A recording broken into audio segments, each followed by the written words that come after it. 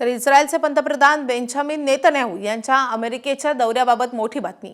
America Iran यांच्यातील शांतीवार्ता फिसकटली असताना Netanyahu America दौऱ्यावर जाण्याची शक्यता आहे। लेबनॉन सोबतच्या शस्त्रसंधीवर चर्चा होण्याची शक्यता आहे। नेतन्याहू लेबनॉनच्या अध्यक्षांची अमेरिकेत थेट भेट घेण्याची चिन्ह आहेत। नेतन्याहूंच्या अमेरिका दौऱ्याची तारीख मात्र अजून निश्चित नाही।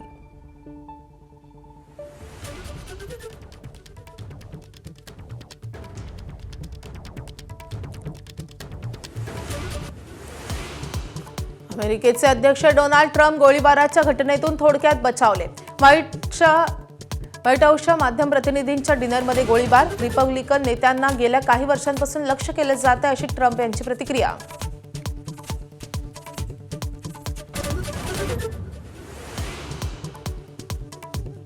कोल ॲलन नावाच्या शिक्षकाने केला डोनाल्ड ट्रम्प यांच्यावर गोळीबार। हल्ला का केला आणि कडक सुरक्षेत शस्त्र घेऊन कसा गेला हे अजून अस्पष्ट।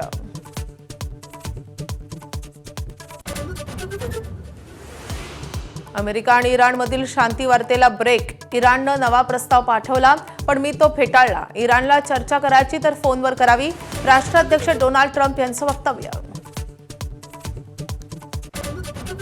हुंदो अशोक खरातला आज कोर्टात हजर करणार। 6व्या गुन्ह्यातील कोठडी आज संपणार। एसआयटी पुन्हा कोठडी वाढवून मागण्याची शक्यता।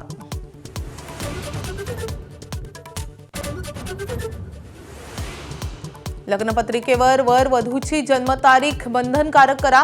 बालहक्क आयोग राज्य सरकारला करणार शिफारस। बालविवाह टाळण्यासाठी बालहक्क आयोगाची कल्पना।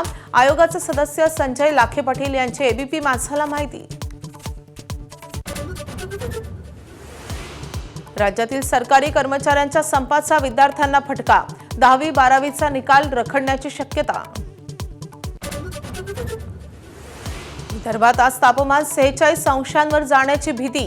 काल अकोला अमरावतीत 45.6 अंश सेल्सिअस तर वर्ध्यात 45.5 अंश सेल्सिअस तापमानाची नोंद। 3 दिवस उष्णतेच्या लाटेचा अंदाज।